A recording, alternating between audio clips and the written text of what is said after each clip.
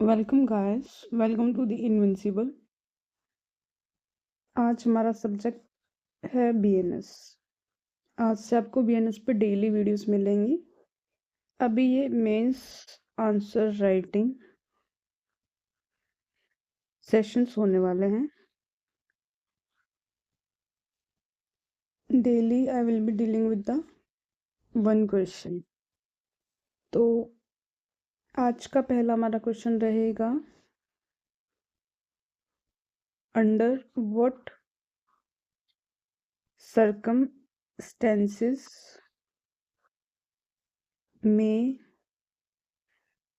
an offense outside India be tried as an offense committed in India?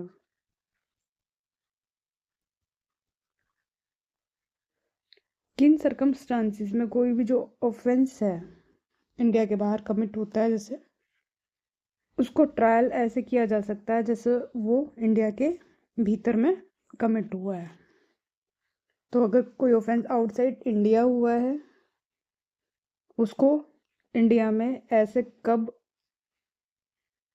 Try किया जाएगा कि वो India के अंदर हुआ है। तो इसको लिखने से पहले हमारे को सेक्शन 1 रीड करना होगा।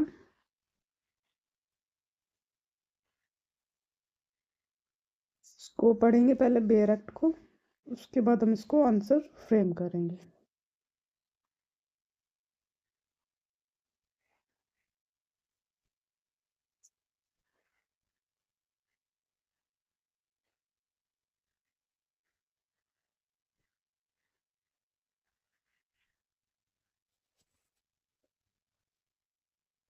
टिल देन आप चैनल को लाइक, शेयर एंड सब्सक्राइब जरूर करें, सो दैट आपको वीडियोस टाइम टू टाइम मिलते रहें।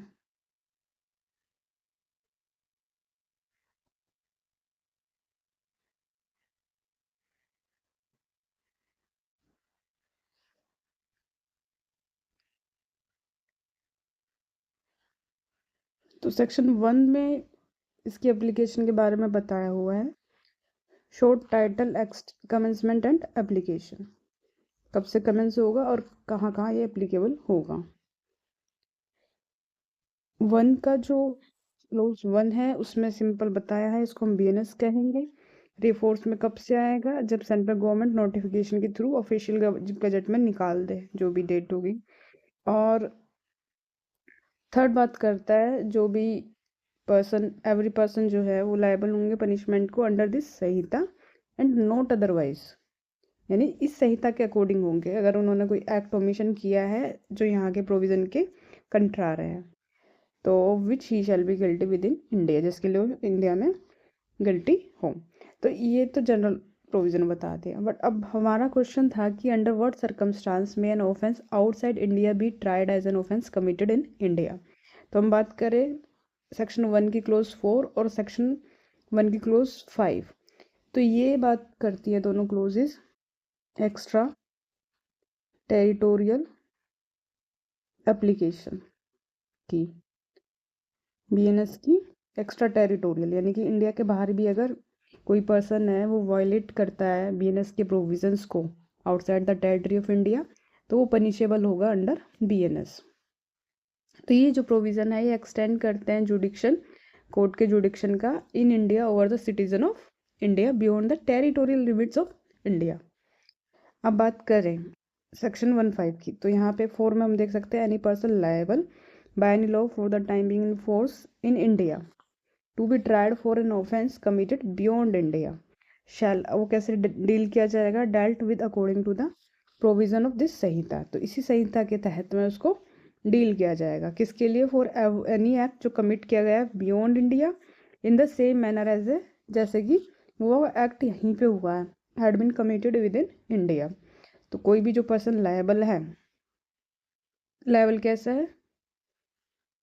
टू बी ट्राइड, यहाँ से यहाँ पढ़ेंगे, to be tried by for an offence जो कमिटेड कहाँ हुआ है? बियॉन्ड इंडिया हुआ है, बट वो shall be dealt according to the provision of this Sanhita. तो सेम मैनर में होगा जैसे उसने ही पे कमिट करा है। लेकिन जो फिफ्थ है वो फर्दर कहता है, जो प्रोविजन है इस संहिता के, वो shall also apply to any offence committed by, अगर इंडियन सिटीजन है उसने बाहर में कोई ऑफेंस कमिट कर दिया तब भी ये संहिता अप्लाई होगी, या कोई पर्सन है कहाँ पे वो ऑफेंस कमिट कर रहा है, एक ऐसे शिप या एयरक्राफ्ट पे वो जो रजिस्टर्ड है इंडिया में, चाहे वो कहीं पे भी हो, वर्ल्ड में कहीं भी हो, एनी पर्सन जो कंप्यूटर का यूज़ करते हुए कोई ऑफेंस कमिट हो रहा, और ये टारगेट क्या होगा, कंप्यूटर रिसोर्स को, और ये लोकेटेड है इंडिया में, तो कहीं ना कहीं तीनों उसमें इंडिया का कनेक्शन है। इसलिए वो ये जो संहिता है इसके प्रोविजंस उस पर्टिकुलर पर्सन पे अप्लाई करेंगे। तो 15 जो है ये बीएनएस का, ये वो इसके लिए प्रोविज़न बनाती है जहाँ जहाँ पे बीएनएस अप्लीकेबल होगा किसी इंडियन सिटीजन पे जो कमिट करता है ऑफेंस को, कहाँ पे, आउटसाइड इंडिया, और ये नॉन इंडियन पे भी अप्लीकेबल होगा जो ऑफेंस कमिट करता है किसी शिप पे, एयरक्राफ्ट पे जो कि रजिस्टर्ड है इंडिया में, या फिर ऑफेंस कमिट कर रहा है कंप्यूटर रिसोर्स को यूज़ करते हुए जो कि लोकेटेड है इंडिया में।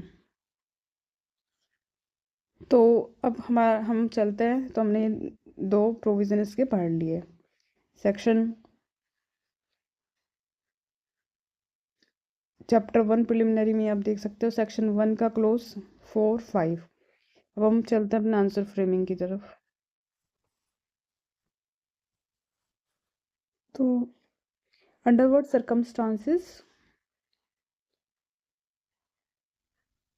में an offence outside India be tried as an offence committed in India. तो जनरली तो यही होता है कि जहाँ पे ऑफेंस कमिट हुआ है वहीं को जुडिक्शन हो, बट अगर बाहर कमिट हो रहा है और इंडियन कोर्ट को जुडिक्शन होगा किन किन केसेस में, तो हम बात करें प्रोविजन की, तो section 1 close 4 red with section 1 close 5 of भारतीय न्याय संहिता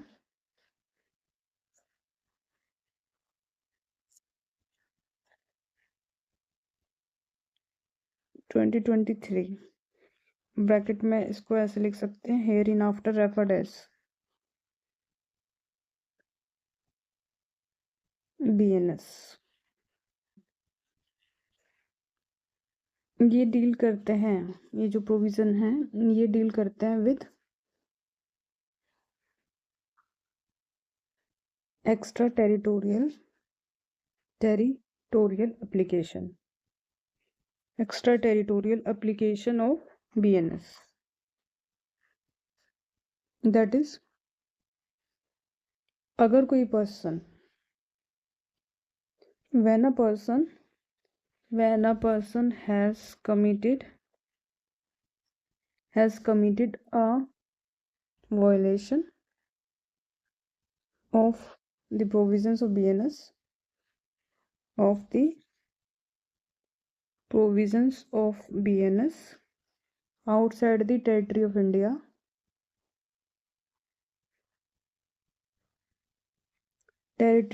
India, then he will be punishable under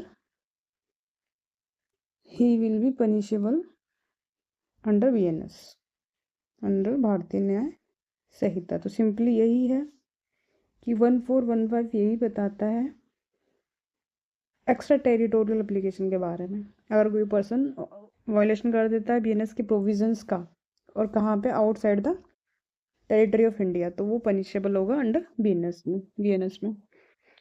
बाकी जो ऑब्जेक्ट है सेक्शन 5 का, अगर हम बात करें, the object of section 1 close 5 of BNS का is to make provisions of the BNS, ये अप्लीकेबल करना है उन लोगों पे, टू एन इंडियन सिटीजन। कौन से Indian citizen? Who commits an offense outside India and also to any non-Indian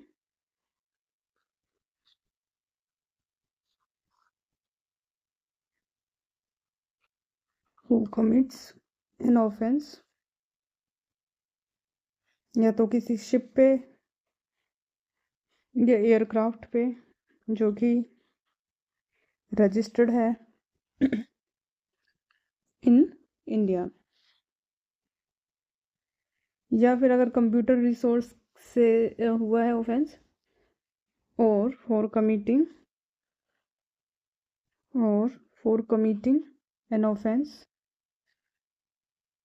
target किया गया है, जिसमें टारगेटिंग एक कंप्यूटर रिसोर्स जो कि लोकेटेड है इंडिया में, लोकेटेड इन इंडिया। तो हमने सेक्शन 1 का क्लोज 4 बता दिया, 1 का 5 बता दिया। अब इसी को हम थोड़ा पैराग्राफ में बना के लिख सकते हैं, क्योंकि सर्कमस्टांसेस पूछी हुई है, पहले हमने मेंशन कर दिए, तब सर्कमस्टांसेस हम मेंशन करेंगे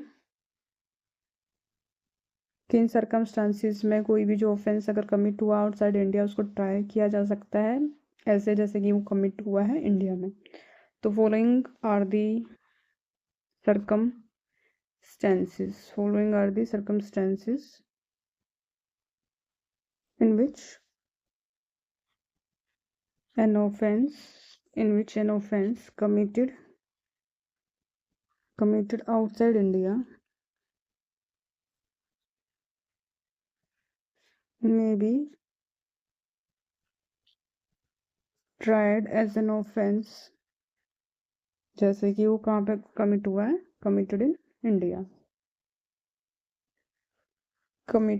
इंडिया। तो कौन कौन सी सर्कमस्टांसेस है बताना, वही वापस से सेक्शन 1 का 4 थोड़ा इलेबरेट करके है। जैसे कोई पर्सन, व्हेन अ पर्सन जो लायबल है, हु इज लायबल अंडर, ये बात यहाँ पे ध्यान रखनी है, लायबल है, उसकी लायबिलिटी इंडियन लॉ के तहत में है, अंडर इंडियन लॉ। अगर वो इंडियन लॉ के तहत में लायबल है, वो कोई एक्ट कर देता है, डज एन एक्ट कहाँ पे, फॉरेन कंट्री में, बट वो लायबल है इंडियन लॉ के तहत में, बट ये जो फॉरेन कंट्री है, ये यहाँ पे ये जो एक्ट इसने किया वो वहाँ पे ऑफेंस नहीं है, which is not an offence, वहाँ तो ऑफेंस है नहीं इन दैट कंट्री, वहाँ पे ऑफेंस नहीं है, बट ऑफेंस है, is an offence in India.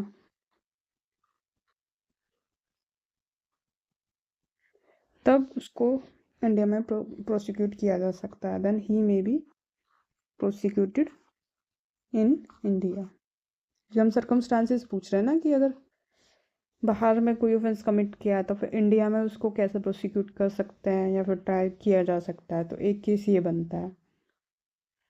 और यहीं पे बात करें सेक्शन 1 क्लोज 4 की, तो ये भी प्रोवाइड करती है, BNS प्रोवाइड करती है, provides that an act constituting an offense in India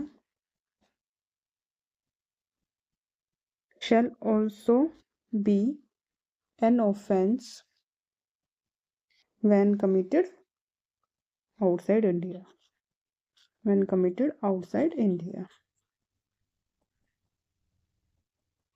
तो यानी कि यहाँ पे जुडिक्शन मिल गया इंडियन कोर्ट को कि वो ट्रायल कर सकती है उन पर्सन्स का उन ऑफेंसेस के लिए जो इंडिया के बाहर हुए हैं, ऐसे जैसे कि वो इंडिया में ही कमिट हुआ है, ट्रायल ऐसे चलेगा। बट इसके लिए कुछ कंडीशंस हो गई ये वाली प्रोविज़न अप्लाई करने के लिए। पहला तो यही कि जो पर्सन है should have committed an act outside India, ये जो एक्ट है ये आउटसाइड कमिट होना चाहिए, आउटसाइड इंडिया। बट अगर ये सपोज कर रहे हैं इंडिया में कमिट होता है ये वाला एक्ट, इंडिया में ये क्या होता, ऑफेंस होता। ऑफेंस होता यानी कि पनिशेबल होता। तो एक कंडीशन ये होनी चाहिए, इसको हम ऐसे लिखेंगे,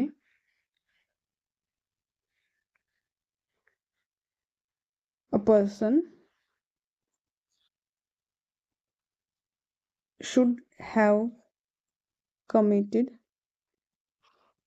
an act outside India which, if committed in India, would be punishable.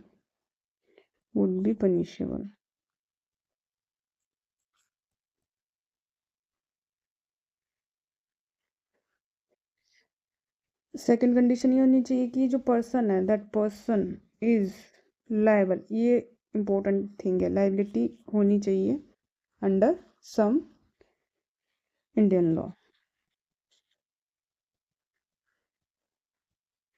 To be tried in India, उस ऑफेंस के लिए, फॉर दैट ऑफेंस। अगर ये कंडीशंस फुलफिल हो जाएंगी तब वो इंडियन लॉ के द्वारा ट्रैवल हो जाएगा।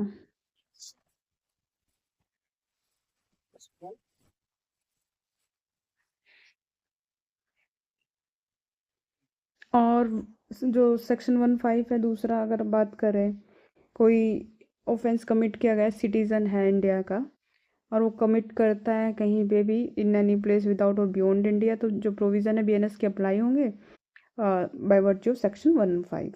तो सेकंड चीज़ ये लिखी जा सकती है कि when an offence is committed by a citizen of India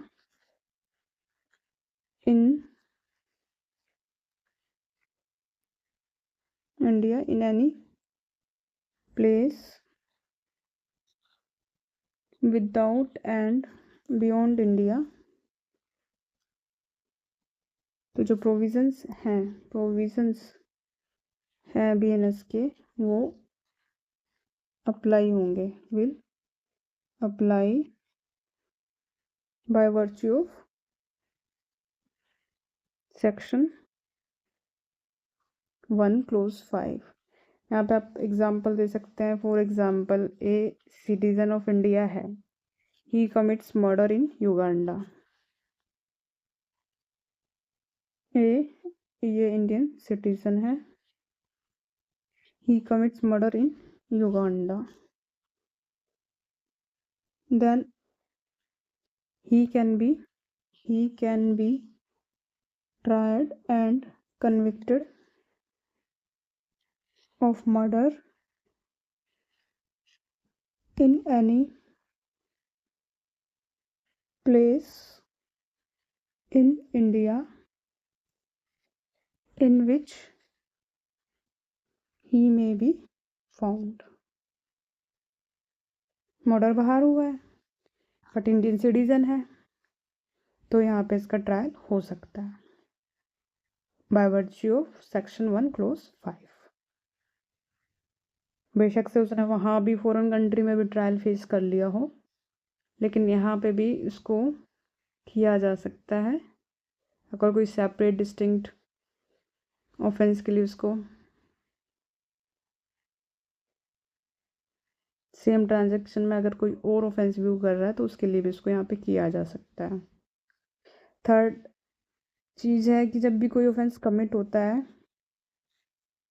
किसी शिप पे और एयरक्राफ्ट पे जो कि रजिस्टर्ड है इंडिया में, तब भी बीएनएस अप्लाई होगा, बीएनएस शैल अप्लाई। फोर्थ, वही कंप्यूटर रिसोर्स का यूज़ करते हुए ऑफेंस कमिट हुआ है और वो लोकेटेड है इन इंडिया में, तब भी बीएनएस अप्लाई करेगा। अब यहाँ पे क्वेश्चन ये आता है कि जो विक्टिम है वो कंप्लेंट कहाँ पे फाइल करे। तो एक केस का नाम है Om versus state of UP, 2005 का केस है, सुप्रीम कोर्ट जजमेंट। तो इसमें क्वेश्चन ये आया था कि at what place a victim can file a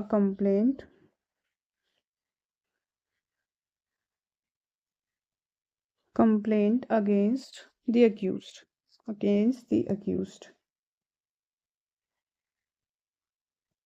if the offense has been committed outside India, if the offense has been committed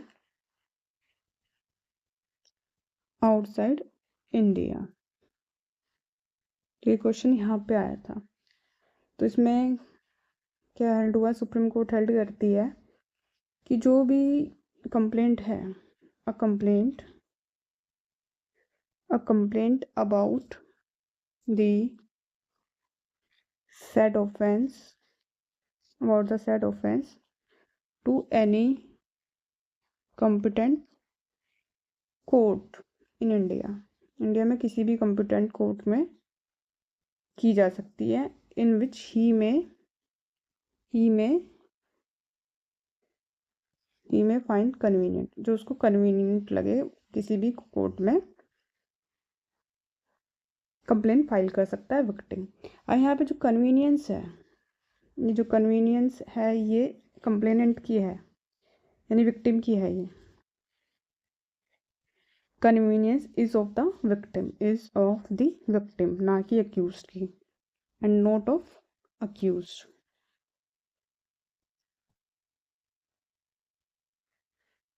और ये भी ज़रूरी नहीं है कि विक्टिम अपनी कंप्लेंट में ये बताए कि कौन सा जो प्लेस है जहाँ पे अक्यूज्ड मिल सकता है। तो बस इतना है कि अक्यूज इंडिया में मिल सकता है, इतना काफ़ी है, नहीं बताना कि भाई पर्टिकुलर कहाँ मिलेगा एग्जैक्टली। अब बात करें सेक्शन 1(5) की, जो क्लोज 1(5) है ये ऑलमोस्ट सिमिलर है सेक्शन 208 ऑफ BNSS से, भारतीय नागरिक सुरक्षा संहिता, जो कहते हैं कि no such offence shall be inquired into tried in India except with the previous sanction of the central government. यानी कि ट्रायल तो हो सकता है इंडिया में, बट सेंट्रल गवर्नमेंट की प्रीवियस सैंक्शन रिक्वायरमेंट है। तो जो लैंग्वेज है 1(5) की वो और सेक्शन 208 की प्लेनली इसका मतलब है, जब भी कमीशन हो रहा ऑफेंस का, तो जो पर्सन कमिट कर रहा ऑफेंस अगर वो सिटीज़न है, जैसे कोई ऑफेंस कमिट हुआ, ये सिटीज़न होना चाहिए, ये अगर इंडिया का सिटीज़न है ये, और बेशक से ये जो ऑफेंस है ये committed outside India, then such person, जो ये भी पर्सन होगा, such person is subject to the jurisdiction of the court in India, jurisdiction of the courts in India.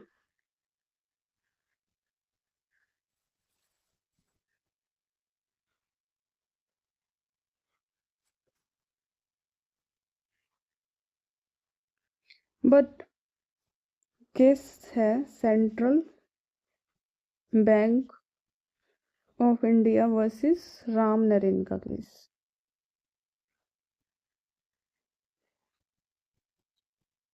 – 1955 का केस है। तो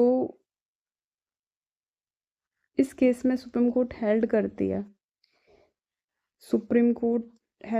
है that if a person at the time of committing offence, जिस time पे offence commit कर रहा है, he is not a citizen of India, वो पर्सन सिटीजन नहीं है इंडिया का, बट इंडियन की जो सिटीजनशिप है वो उसको बाद में एक्वायर करता है, ही एक्वायर्स सिटीजनशिप सब्सिक्वेंटली, बाद में करता है, बट उसका ट्रायल चला दिया जाता है इंडियन लॉ के हिसाब से। तो फिर then the trial in India, जो ट्रायल इंडिया में अगर हो रहा है तो वो कैसा है, इलीगल हो जाएगा, क्योंकि उस टाइम पे वो सिटीज़न है ही नहीं। तो क्योंकि जो रिक्वायरमेंट थी इन सेक्शन की 1(5) की यही थी कि, और 1(4) में भी बताया था यही थी कि भी इंडियन सिटीजन होना चाहिए, ऑफेंस बेसिक से बाहर कमिट हुआ। तो ये था हमारा क्वेश्चन, अंडर व्हाट सर्कमस्टांसिस में an offence outside India be tried as an offence committed in India. उसको ऐसे कोई भी ऑफेंस अगर बाहर कमिट हुआ है, इंडिया के बाहर हुआ है, तो उसका इंडिया में ट्रायल कैसे करेंगे, क्यों करेंगे? तो by virtue section 1 close 4 and section 1 का क्लोज 5, इसके तहत में इंडिया में ऑफेंस जो कमिट बाहर हुआ है वो ट्रायबल हो जाएगा। तो आप ये देख सकते हैं। चल एक छोटा सा क्विक रिवीजन और करते हैं इसका। Section 1(4) read with section 1(5) of BNS deals with extraterritorial application of BNS, that is when a person has committed a violation of provision of BNS outside India, he will be punishable under BNS. Object of section 1(5) of BNS is to make provision of the BNS applicable to an Indian citizen who commits an offence outside India, and also to any non-Indian who commits an offence on any ship, aircraft registered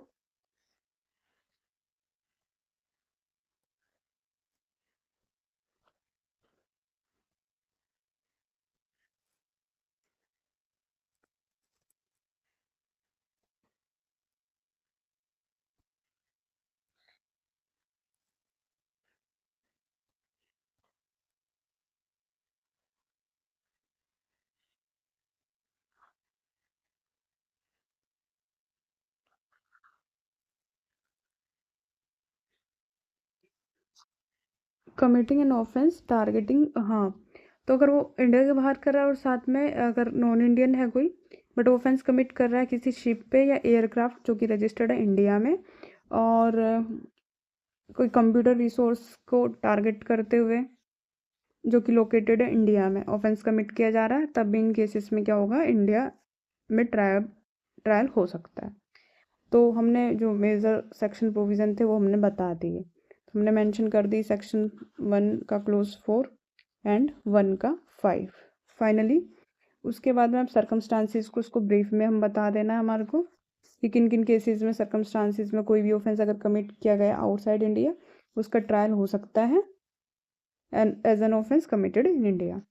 पहला, अगर वो Indian law में tribal है। ठीक है,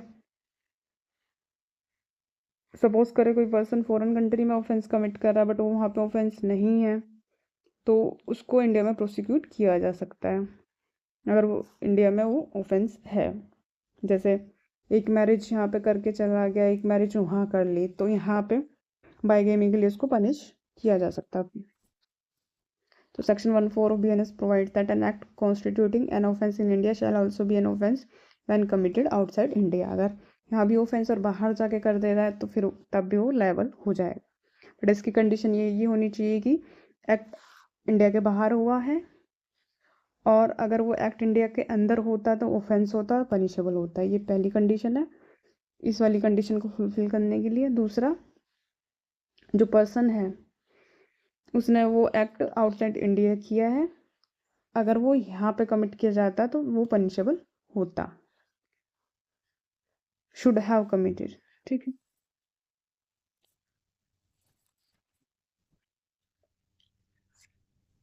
ये तो first ही condition हो गई। सेकंड कंडीशन इसमें ये है कि the person is liable under some Indian law to be tried in India for that offence. यानी कि वो लायबल है कुछ किसी इंडियन लॉ में उस ऑफेंस के ट्रायल के लिए, ऐसे जैसे कि वो जैसे बाइगेमी का केस लिया,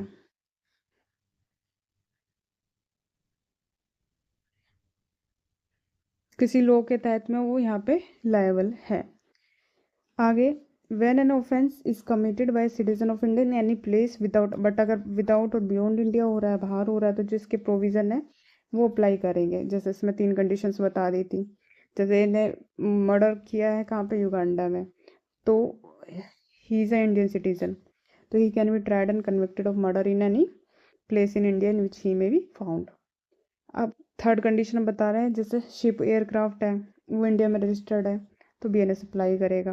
अगर कोई किसी कंप्यूटर रिसोर्स का यूज़ करते हुए ऑफेंस कमिट किया है और ये कहाँ पे लोकेटेड है, इंडिया में, तब भी BNS अप्लाई कर जाएगा। तो एक केस था ओम वर्सेस स्टेट ऑफ यूपी का केस, तो इसमें बोला था कि कहाँ पे कंप्लेंट फाइल की जा सकती है विक्टिम के द्वारा। तो इस केस में ये हेल्ड हुआ था कि जो कंप्लेंट है अबाउट द कोई भी जो ऑफेंस कमिट हुआ है बाहर, तो वो जो विक्टिम का कन्वीनियंट लगे जो प्लेस इंडिया के अंदर में, वहाँ पे वो कंप्लेंट फाइल कर सकता है। तो यहाँ पे कन्वीनियंस देखनी है विक्टिम की, ना कि एक्यूज्ड की। साथ में इसमें सेक्शन 1 का क्लोज 5 के साथ में सेक्शन 208 ऑफ BNSS भी देख सकते हैं। ये लिखने के बाद में केस लॉ इसको मेंशन कर देना।